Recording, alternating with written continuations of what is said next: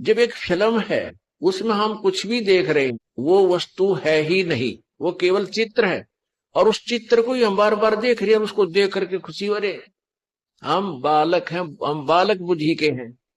बच्चा जैसे खिलौनों को पसंद करता है, खिलौनों से खेलता, जैसे गुड्डा गुड़िया की खेल लड़कियां खेला करती पहले। तो एक ऐसी बुद्धि के व्यक्ति ही फिल्म देख सकते हैं। और जो तत्व ज्ञान से परिचित हो जाएंगे, जो पुण्यात्मा है, वो सिनेमा और टीवी की तरफ देख भी नहीं सकते। उनको पता है कि नकली काम है सारा। हाँ, टीवी और चैनल को हम परमात्मा की अमृत वाणी को सुनने के लिए देखेंगे, उसको, उस ज्ञान पर हम असर करेंगे। एक समय की बात है, सिकंदर लोधी जब काशी जाता, तब ये पंडित भी जो राजा था तो ओवरऑल, तो वीरदेव सिंह बघेल कबीर साहब का शस हो चुका था। तो हिंदुओं को नो थी भाई, यू सुना नहीं मारी, यू मुसलमान है, यू जरूर सुनेगा। उधर से काजी मुल्ला भी दोनों दुखी थे। तो पंडित पहुंच गए सिकंदर लोधी के पास। रोज झगड़े, रोज मुकदमे। वो के हमारा ज्ञान गलत बताता है, इधर माँ विष्णु इसको ऐसे करता है, हम ये करते, हमारी भक्ति सही है, इसकी गलत है। सिकंदर लोधी बोला, भाई तुम एक दिन फैसला कर लो, आमने सामने बैठ जाओ, इस बात ने खत्म करो, रोज के झगड़े अच्छे नहीं। तुम अपनी विद्या देख लो, ये अपनी कह कर लेंगे। कबीर साहब जिन निश्चित कर दिया, सारे खुश हो गए, जी बिल्कुल सही है, बिल्कुल सही है। तो उन्होंने एक स्थान निश्चित कर लिया और उसमें के रख करा कि एक तरफ कबीर साहब बैठेंगे इसके समर्थक, एक तरफ पंडित बैठेंगे, और बीच में दोनों से 15-15, 20-20 फुट दूर दोनों के सेंटर में ये मूर्ति रखी जाएंगी, जैसे विष्णु जी की, दुर्गा की, जो भी वो रखते थे। और अपनी अपनी भक्ति कराएंगे। जिसकी तरफ ये आ जाएंगी मूर्ति, उठ के अपने आप चलेंगी, तो उसकी भक्ति सही। तो भाई ठीक है, फैसला हो गया, चल नहीं तुमने किसी, कबीर साहब ने क्यों बोल रहे थे। सारा काम सेट हो गया। सिकंदर लोधी आकर बैठ गया, वीरदेव सिंह बघेल बैठ गया, और पंडित बैठ के एक तरफ कबीर साहब और रविदास जी। एक रविदास जी था उनका समर्थक, और था भी कोई नहीं। बार तो चेले चपटे से बेचारे हुए सामने नहीं आते थे, अपनी भक्ति कर रहे थे जिसी बता रखी थी। तो क्या होता फिर, वहां वो सारी मूर्ति रख दी, पत्थर की शिलाएं पर बड़ी सुंदर सजा सजू गए, दो धागा धूप धाप लगा दी। इतने में कुत्ता आ गया, बीच बीच में गैप काफी था, आंधे उनकी मूर्तियां पर मूर्त कर बच गया। थोड़ा सारे वहां से कबीर साहब रविदास आसर उनकी मां सी मरे, और उस स्थान पर किसी ने और ना आने नहीं दे, अपवित्र हो जाएगा, इसलिए वहां को प्रोटेक्शन भी नहीं था। फिर वो मूर्ति फिर धोई बांधी, गंगा जल ला रहे थे, उसमें साफ करी, फिर धरी, धर कर बैठ के अपने वेद पढ़ने लग गया, इतना कुत्ता फिर आ गया, फिर मूत गया, और अब नाश कर दिया, फिर लग गए मन। ऐसे तीसरी 3 बार कराया उसने। और कबीर साहब और रविदास जी जोर जोर ताश से, तो फिर आखिर में प्रोटेक्शन किया गया राजा की तरफ से। बादशाह भी नहीं सोचा था भी इनका भगवान इतना शक्तिशाली है, तो पर रोक के लेगा सबने। फिर उसने करा, भाई किसी कुत्ते का ते नाड़ दो।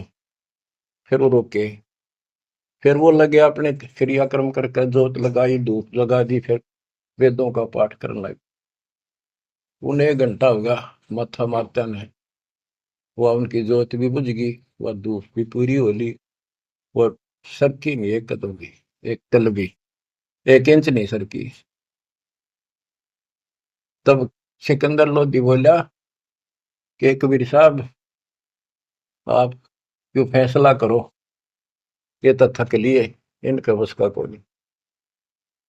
कबीर साहब बोले, महाराज हम तो शूद्र हैं, छोटी जाति के हैं, ये ब्राह्मण है, भगवान तो इनके पास जाएंगे, नहाए धोए बैठे, खूब तलक तलक ला रहे, हम शूद्रों के पास भगवान कैसे आओगे। भगवान महाराज आप क्या बात करते हो।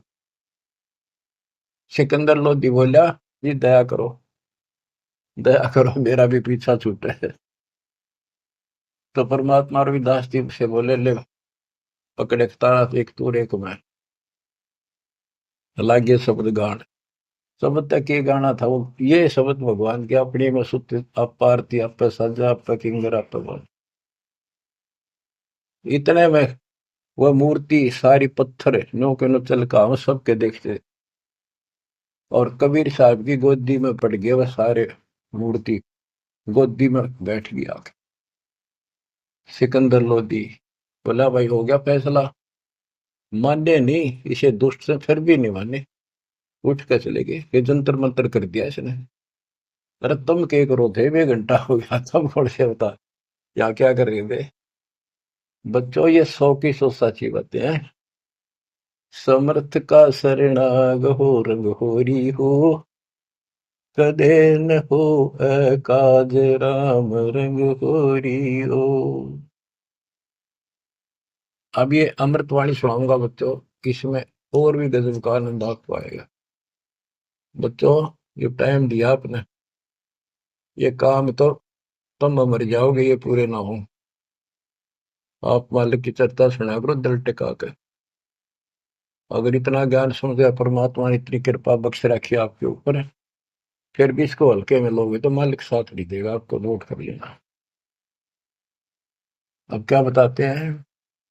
पंडित सिमटे पूरी के, काजी करी फिलाद, गरीबदास दो दीन की, जुल्ह खोई दाद। 4 वेद 7 शास्त्र, काढ़े 18 पुराण, गरीबदास चर्चा करे आजुल्हे शैतान। कि आज चर्चा करांगे शास्त्रों के। तू दुल्ला शैतान है, मोमिन लाया सीत, गरीबदास किसपुरी में, कौन तुम्हारा मीत। तू एकल खोरा एकला रहे, दूजा नहीं सुआ है। तू एकला रहे, दूसरा तेने सुआंदा नहीं। गरीबदास काजी पंडित, मारे तुझे हराए। ज्ञान से हरागा, खत्म करेंगे तेने, भाग जा गया से। तू क्या जाने वेद को, नीच जात कुलहीन, गरीबदास काजी पंडित सिमटे दोनों दीन। 4 वेद 7 शास्त्र, 18 पुराण की प्रीत, गरीबदास पंडित कहे सुन दुल्हे मेरे मीत। ज्ञान ध्यान स्नान करे, सेवो सालिग्राम, गरीबदास पंडित कहे सुन दुल्हे वरियाम। बोले दुल्हा अगम गति, सुन पंडित प्रवीण, गरीबदास पत्थर पटक दे, हो जा पद में लीन। बोले दुल्हा अगम गति, सुन पंडित प्रवीण, गरीबदास पत्थर पटक दे, जय होना पद में लीन। अनंत कोटि ब्रह्मा गए, अनंत कोटि गए वेद, गरीबदास गति अगम है, कोई न जाने भेद। कबीर साहब कहते हैं, जब तुम मुक्ति पानी है दिन, वेदान पटक दे, पत्थरान पटक दे, मैं बताओ वैसे कर लो। अनंत कोटि ये साल लग गए, और सत्य सेवन हारे, गरीबदास व अगम पंथ, दुल्हे को दीदार। के मेरे पास है वो असली मंत्र भक्ति, अगर तुमने कुछ कल्याण कराना है तो ये पहले हार हो गए ना, जब सिकंदर के पास गए। काजी पंडित सब गए, सा सिकंदर पास, गरीबदास उस पुरी में, सबकी बुद्धि का नाश है। बुद्धि छोड़, गरीबदास ने कितनी गजब की बात की है। काजी पंडित सब गए, सा सिकंदर पास, गरीबदास उस पुरी में, उस नगरी में, सबकी बुद्धि का नाश। कबीर और रैदास ने भक्ति बिगाड़ी समूल, गरीबदास दो नीच है, करते भक्ति अदूल। और सिकंदर लोधी का गया, कहते हैं कबीर और रविदास ने भक्ति का नाश कर रखा है। हिंदू से नहीं राम राम, नहीं मुसलमान से सलाम, गरीबदास तो दीन बीच, ये दोनों बेकाम। ये हम सच्चाई बोल रहा हूं। अब दूसरे लोग है तुम राम राम क्यों नहीं कहते। तो वहां कबीर साहब के साथ भी ये झगड़ा था। हिंदू से नहीं राम, राम नहीं मुसलमान से सलाम। गरीबदास दो दीन बिच ये दोनों बेकाम। उमटी काशी, उमड़ का ही सारी काशी के लोग।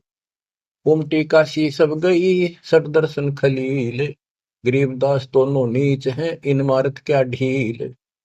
दंडी सन्यासी तहाँ सिमटे हैं बैरागे। गरीबदास ताकन पटा भई सबन से लागे। एक उदासी बनखंडी फूल पान फल भोगे। गरीबदास मारन चले सब काशी के लोग। अब क्या बताते हैं, जुल्ले और चमार पर हुई चढ़ाई जोर। गरीबदास पत्थर लिए मारे जुल्हे तोड़। पत्थर फायर एक तरह मारेंगे तन मारेंगे। जुलाई और चमार भी दास और कबीर साहब के ऊपर। तिलक तलंगी बैल क्यों सौ साल ग्राह में। गरीबदास चौकी बहुत उसकाशी के धाम। सत साहिब जी, इस वीडियो के बनाने का उद्देश्य हमारा किसी को भी नीचा दिखाना व किसी की भावनाओं को ठेस पहुंचाने का नहीं है। इस वीडियो के बनाने का उद्देश्य हमारा तत्व ज्ञान को जन जन तक पहुंचाना है। तो आइए देखते हैं संत रामपाल जी महाराज जी के तत्व ज्ञान को उनके द्वारा लिखी गई पुस्तक गरिमा गीता की पेज नंबर 288 से। विशेष, मेरे अतिरिक्त यानी रामपाल दास के अतिरिक्त सब अनुवादकों ने इस अध्याय 18 के श्लोक 64 में इष्ट यानी शब्द का अर्थ प्रिय किया है, जबकि इन्हीं अनुवादकों ने अध्याय 18 के श्लोक 70 में इष्ट का अर्थ पूजित किया है।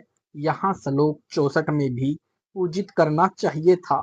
यदि अन्य अनुवादकों की बात करें जिन्होंने इस अध्याय 18 के श्लोक 64 का अनुवाद इस प्रकार किया है, हे अर्जुन, संपूर्ण गोपनीय से भी अति गोपनीय मेरे परम रहस्य युक्त वचन को फिर सुन। तू मेरा अतिशय प्रिय है, इससे यह परम हितकारी वचन मैं तुझे कहूंगा। यह अनुवाद है अन्य अनुवादकों का अध्याय 18 श्लोक 64 का है। यदि यह ठीक माने तो आगे गीता अध्याय 18 श्लोक 65 में वही बात दोहराई है जो अध्याय 18 के श्लोक 5 तथा 7 में कही है कि मुझ में मन वाला हो मेरा भक्त बन, मुझको प्रणाम कर, मुझे ही प्राप्त होगा। मैं सत्य प्रतिज्ञा करता हूँ।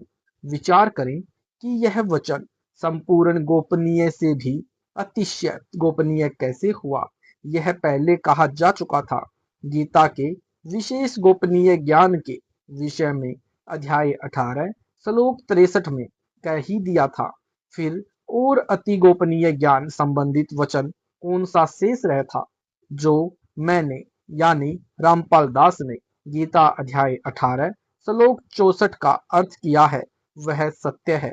गीता अध्याय 18 श्लोक 66 में भी गीता अध्याय 18 श्लोक 62 वाला ही वचन है कि उस परमेश्वर की शरण में जा जो श्लोक 63 से पहले वर्णन आ चुका है, जो गोपनीय से भी गोपनीय गीता ज्ञान का हिस्सा है।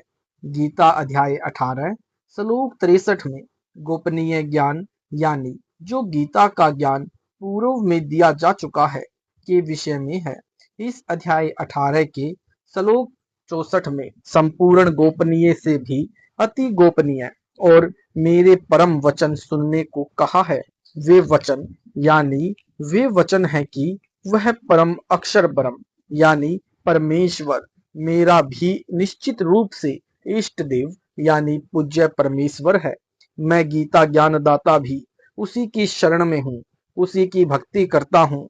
विशेष प्रमाण, एक समय श्री गोरखनाथ सिद्धि से यानी एक समय श्री गोरखनाथ सिद्ध से कबीर परमेश्वर जी की ज्ञान गोष्ठी हुई थी, जो आप जी इसी अध्याय 18 के सारांश में आगे पढ़ेंगे।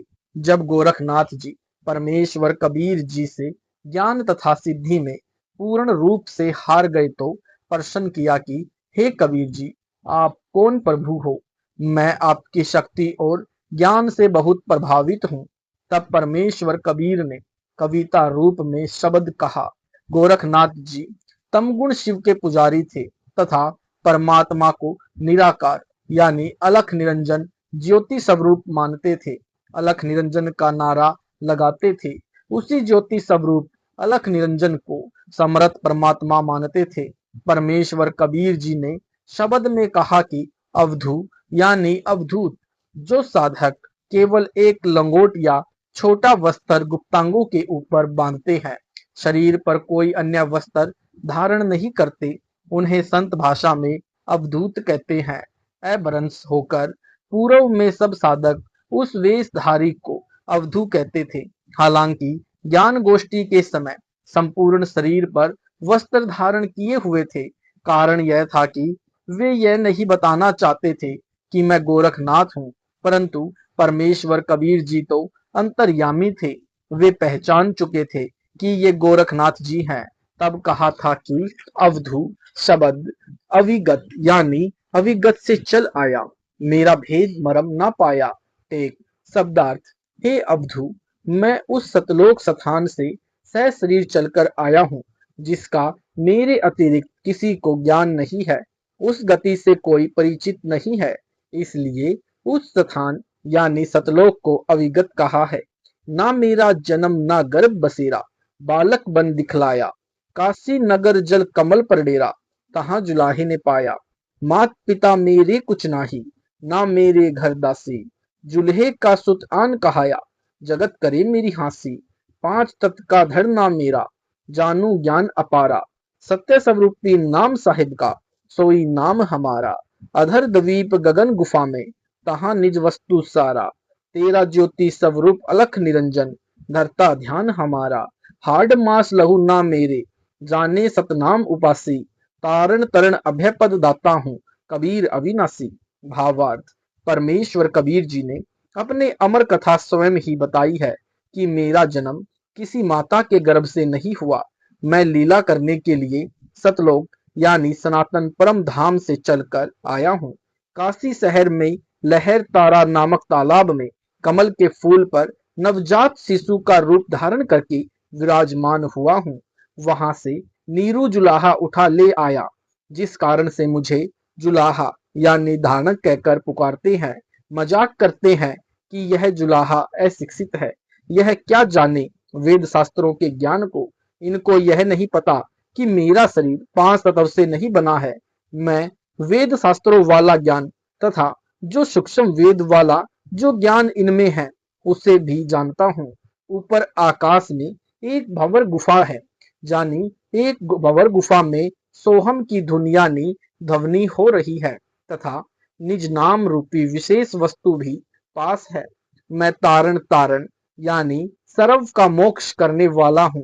तीनों लोकों में प्रवेश करके सबका धारण पोषण करने वाला अविनाशी परमेश्वर हूँ। जिस ज्योति स्वरूप अलख निरंजन काल ब्रह्म का आप गुणगान करते हो, वह भी मेरा ध्यान करता है यानी मेरी शरण में है। मैं उसका इष्ट देव हूँ। मेरा नाम वेदों में कबीर देव है। पृथ्वी पर उसको अपभ्रंश करके कबीर साहिब कहते हैं। अध्याय 18 श्लोक 65। इसमें गीता ज्ञानदाता ने कहा है कि यदि मेरी शरण में रहना चाहता है तो मुझ में मन वाला हो, मेरा भक्त बन, मेरा पूजन करने वाला हो, मुझे नमस्कार कर, मुझे ही प्राप्त होगा। मैं तेरे से सत्य प्रतिज्ञा करता हूँ, तू मुझे प्रिय है। अध्याय 18 श्लोक 66। इस श्लोक में गीता ज्ञान दाता ने अर्जुन से कहा है कि यदि उस परम अक्षर ब्रह्म की शरण में जाना चाहता है तो एक शर्त है। श्लोक 66 का यथार्थ अनुवाद, परम अक्षर ब्रह्म यानी सच्चिदानंद घन ब्रह्म परम की प्राप्ति के लिए गीता अध्याय 18 के श्लोक 23 वाला 3 नाम का जाप करना होता है, जो ओम तत्सत 3 अक्षर है। गीता अध्याय 15 श्लोक 16-17 में 3 पुरुषों का वर्णन है। क्षर पुरुष यह काल ब्रह्म गीता ज्ञान दाता है। इसकी साधना का नाम ओम एक अक्षर है, जिसके विषय में गीता ज्ञान दाता ब्रह्म ने स्वयं गीता अध्याय 8 श्लोक 13 में कहा है। दूसरा अक्षर पुरुष है। इसकी भक्ति का मंत्र तत् है, जो सांकेतिक है। तीसरा उत्तम पुरुष, जो शर तथा अक्षर पुरुष दोनों से अन्य है। Page number 290। यह परम अक्षर पुरुष है, जिसकी जानकारी गीता अध्याय 8 के श्लोक 3 में गीता ज्ञानदाता ने दी है तथा इसी के विषय में गीता अध्याय 8 श्लोक 8-10 तथा 20-22 में भी बताई है। यह परमात्मा कहा जाता है जो तीनों लोकों यानी क्षर पुरुष के 21 ब्रह्मंडों का काल लोक, अक्षर पुरुष के 7 संग ब्रह्मंडों का अक्षर लोक तथा परम अक्षर पुरुष के असंख्यों ब्रह्मंडों का सनातन परम धाम यानी सतलोक में प्रवेश करके सबका धारण पोषण करता है। वह वास्तव में अविनाशी परमेश्वर है। तत्वदर्शी संत पूर्ण मोक्ष का मंत्र ओम तत्सत स्मरण करने को शिष्य को दीक्षा में देता है। जो ओम नाम के जाप की साधना की कमाई यानी भक्ति धन त्रिकुटी कमल पर काल ब्रह्म को दे दिया जाता है। यह इसके प्रतिफल में साधक को पाप मुक्त कर देता है। यदि साधक इस ओम नाम की कमाई यानी भक्ति धन के प्रतिफल में ब्रह्मलोक जाना चाहता है तो यह कमाई वहां खर्च करके कर्मों के बंधन में रह जाता है। पुण्यों की कमाई ब्रह्मलोक रूपी होटल में खा खर्च कर पापों के कारण नरक जाता है। अन्य प्राणियों के शरीरों में पाप का कष्ट भोगता है, परंतु सतगुरु का शिष्य ऐसी गलती नहीं करता। उसको तत्व ज्ञान प्राप्त होता है, इसलिए वह सतगुरु का शिष्य ओम नाम के जाप की कमाई काल को त्याग देता है, छोड़ देता है। काल ब्रह्म उसके प्रतिफल में सर्व पापों से मुक्त कर देता है। अध्याय 18 के श्लोक 28 में भी काल ब्रह्म ने कहा है कि जो योगी यानी सत्य साधक तत्व ज्ञान को जानकर वेदों के पढ़ने यानी ज्ञान यज्ञ तथा अन्य यज्ञ यानी धार्मिक अनुष्ठान जैसे तप यानी सब धर्म पालन में कष्ट सहन करना तप है। दान करने से जो पुण्य फल कहा है उस सब का निसंदेह उल्लंघन कर जाता है, वह सनातन परम धाम को प्राप्त हो जाता है। गीता अध्याय 18 श्लोक 66 में भी कहा है कि मेरे यानी रामपाल दास द्वारा किया यथार्थ अनुवाद गीता ज्ञानदाता ने कहा है कि मेरे सतर की सर्व धार्मिक क्रियाएं मुझ में त्याग कर तू केवल उस अद्वितीय अर्थात जिसके समान अन्य कोई परमात्मा नहीं है उस समर्थ परमेश्वर की शरण में जा। मैं तुझको संपूर्ण पापों से छुड़वा दूंगा यानी मुक्त कर दूंगा। तू शोक मत कर। विश्लेषण तत्व ज्ञान के अभाव से मेरे यानी रामपाल दास के अतिरिक्त गीता के अन्य सब अनुवादकों ने वर्ज शब्द का अर्थ आना किया है, जबकि वर्ज शब्द का अर्थ जाना है। जैसे अंग्रेजी भाषा के शब्द गो का अर्थ जाना जाओ है। यदि कोई अज्ञानी किसी प्रकरण के अनुवाद में गो का अर्थ आना आओ करे तो वह अनर्थ कर रहा है। आश्चर्य की बात तो यह है कि एस्कॉन मिशन वाले श्री प्रभुपाद जी द्वारा किए गए इसी अध्याय 18 श्लोक 66 के अनुवाद में पहले मूल पाठ के प्रत्येक शब्द के अर्थ लिखे हैं।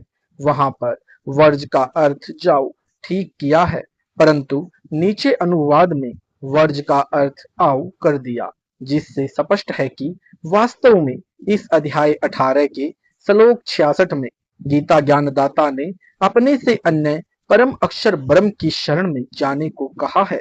कृपया देखें इस कोण वाले प्रभुवाद जी द्वारा गीता अध्याय 18 श्लोक 62 के शब्दार्थ तथा अनुवाद की फोटोकॉपी पेज नंबर 391। गीता अध्याय 18 श्लोक 67। हे अर्जुन, तेरे को इस गीता वाले ज्ञान को नास्तिक से नहीं कहना चाहिए। गीता अध्याय 18 श्लोक 68।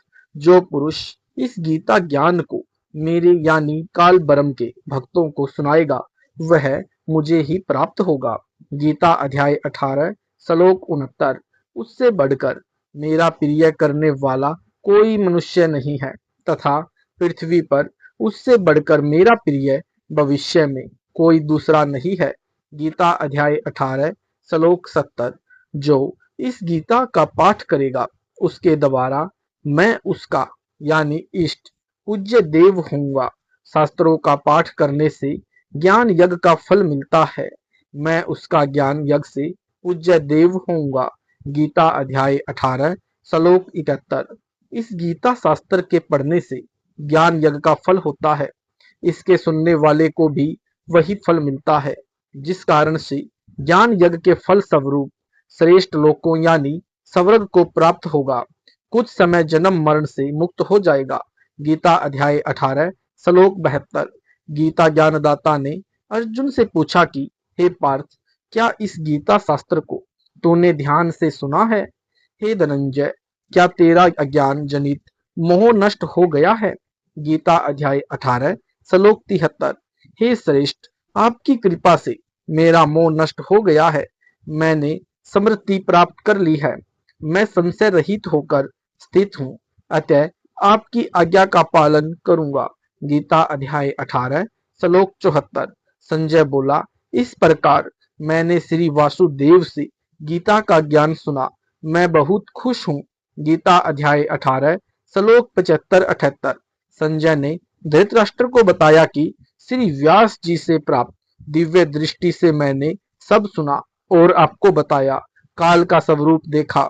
मेरा विचार है कि जिस ओर श्री कृष्ण तथा अर्जुन है, विजय उसी पक्ष की होगी। अर्जुन भगवान ब्रह्म यानी काल की शरण में रहा, फिर भी पाप मुक्त नहीं हुआ। विशेष अध्याय 18 के श्लोक 73 में अर्जुन कहता है कि मैं आपकी शरण में ही रहूंगा, अर्थात आपकी जो आज्ञा वही करूंगा। मैं युद्ध करूंगा। इसलिए अर्जुन को काल भगवान पाप मुक्त नहीं कर सका, क्योंकि वह नादान अर्जुन काल की शरण में रहा। अर्जुन भी बेचारा क्या करे। प्रथम तो इतना डराया कि कांपने लग गया। फिर उस परमात्मा को प्राप्त करने का मार्ग काल भगवान ने नहीं बताया, ओम मंत्र तथा यज्ञों का करना बताया, जो उस परमात्मा को पाने का नहीं है, बल्कि काल जाल में ही रहने का है। इसलिए तो अर्जुन पाप मुक्त नहीं हुआ। कि प्रमाण है कि युद्ध में विजय के उपरांत राजा युधिष्ठिर को बुरे सपन आने लगे। Page number 292। तब भगवान कृष्ण ने उन्हें एक यज्ञ करने की सलाह दी कि यज्ञ करो, तुम्हारे युद्ध में किए पाप कर्म दुखी कर रहे हैं। जबकि अर्जुन तो उन्हें अजम, अनादि तथा सर्वभूतों का महान भगवान मानता ही था। प्रमाण के लिए देखें अध्याय 10 के श्लोक 12 से 14 तक। क्योंकि अर्जुन ने तो उनका यानी काल का रूप अपनी आंखों से देखा था। यह तो हो ही नहीं सकता कि अर्जुन काल यानी ब्रह्म को सर्व प्राणियों का महान ईश्वर व अजन्मा अनादि न मानता हो। फिर पाप कर्म जो युद्ध में हुए थे को समाप्त करने की सलाह स्वयं भगवान कृष्ण ने दी थी कि तुम अंतिम श्वास तक हिमालय में जाकर तप करो तथा वही शरीर समाप्त कर दो। तुम्हारे पाप जो युद्ध में हुए थे समाप्त हो जाएंगे। चारों पांडवों का शरीर हिमालय की बर्फ में शरीर गलकर नष्ट हो गया।